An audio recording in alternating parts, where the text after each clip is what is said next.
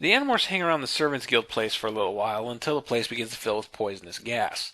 It's clear that the Howlers are adapting to each encounter. Splitting up and facing the Animorphs alone didn't work, so now they're grouped together. The Animorphs escape an insect morph. Time to flood some buildings with bug spray. Eric projects a hologram of birds, leaving one window, while the Animorphs morphed as birds escape out another, but the Howlers pick up on these things quick, and we're one annoying dog away from Duck Hunt here. Cassie gets a wing blown off, and it seems that the Animorphs are getting picked off one by one, so Jake goes a bit nuts and charges a Howler and manages to knock it off one of the ledges. It's a long way down, which gives Jake enough time to get an idea, demorph, acquire the Howler, and morph back, all in mid-air. The Howler plummets to its death, and Jake makes his way back to the escort city. He's lost, and it takes a little while, but eventually he comes across Tobias, who leads them back to the rest of the team, who all survived the attack. Cassie was on her feet and running toward me, and I was running to her, and I wasn't past any emotion. I was exploding with emotion. Cassie jumped into my arms, and I wrapped her up tight, and before I knew it, I was kissing her on the lips, and she was kissing me back. "It's about time," Rachel grumbled. Yes, the first Animorphs kiss, everybody. I don't want to take anything away from it. It's a very powerful scene. The whole Yerk deal has made all the Animorphs very close. The fear of violence and infestation means that no matter what, they have each other's backs. And in the most violent situation in their life, Jake and Cassie finally take the next step in their relationship. War brings people together.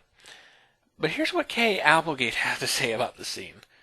The Jake and Cassie kiss was not only something anti-fans had wanted for a long time, it was our small homage to the first interracial kiss on TV, the famous Captain Kirk Lieutenant Uhura moment. That long ago kiss ignited a storm of angry response. For us, we always got lots of fan mail, and not a single letter that we ever saw complained about the kiss between a black character and a white character. Mostly what readers said was, "It's about time."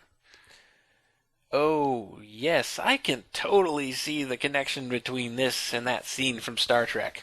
Because, you see, Jake and Cassie kiss because they have a well-established relationship of mutual admiration and trust, have been growing more compassionate with time, and Cassie and Jake just spent the last half hour not knowing if either of them were alive.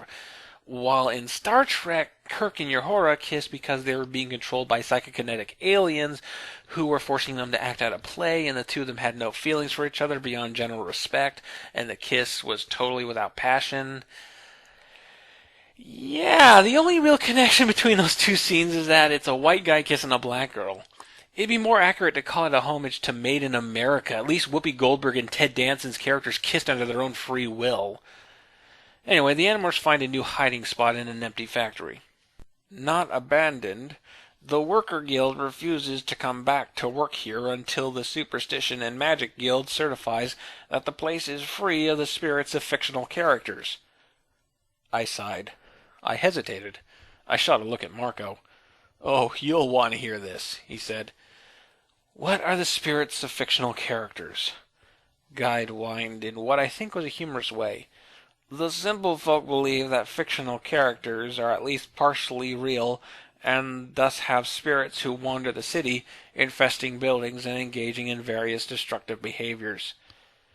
"Ooh, I am the ghost of Dick Tracy.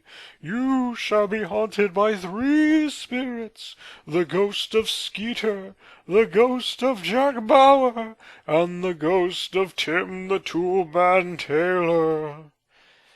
Well, the Animorphs finally have enough time to sit down and think constructively, putting what they know together and coming up with a plan.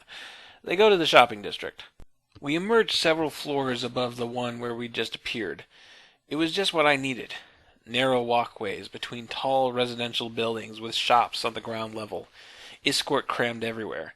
Escort mostly of a new type. Shopper escort.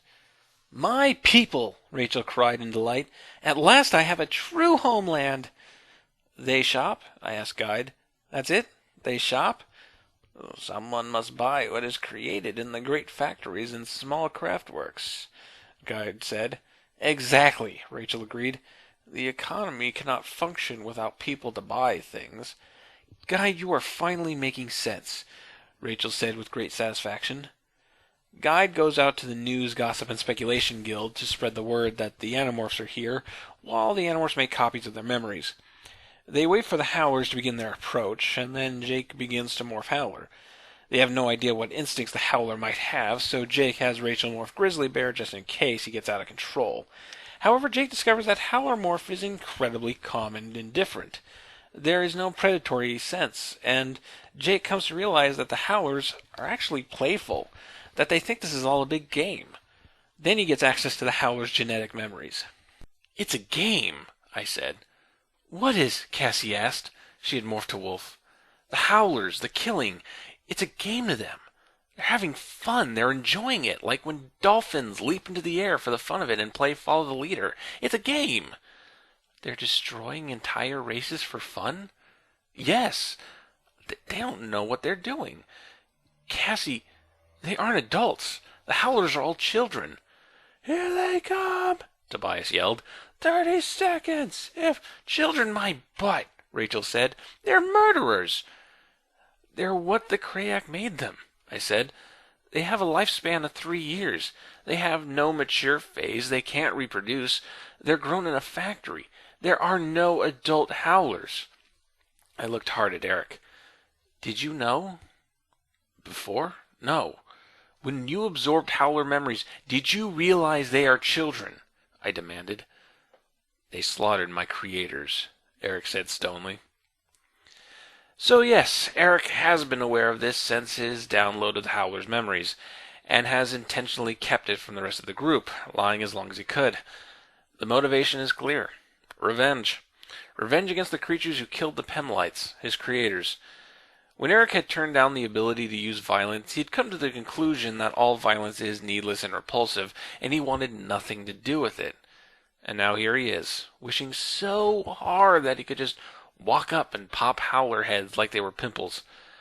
Now the only way he can get that revenge is through manipulation of the Animorphs, keeping them in the dark of facts that might force them to pull their punches, not giving them the whole story so that the Animorphs might be better killers. Wow, the Chi certainly are the Elements' grandchildren. Well, there's no time to speculate on this, because the first howler bursts through the door. Rachel, Marco, and Cassie dogpile him, while Eric blocks the door, guide around his neck, making it so the other howlers can't attack him. After a lot of struggle, helped greatly by Jake's howler morph, Jake manages to get a memory probe onto the howler and starts pumping memories into him. Suddenly, to supplement its own howler memories, it finds itself confronted with the memories of all the Animorphs, Eric, and even Guide. Memories of pain and compassion, understanding and joy and sadness. Experiences the howlers have never had the chance to experience. Adult emotions and thoughts that the Krayak have denied his ultimate race of killers.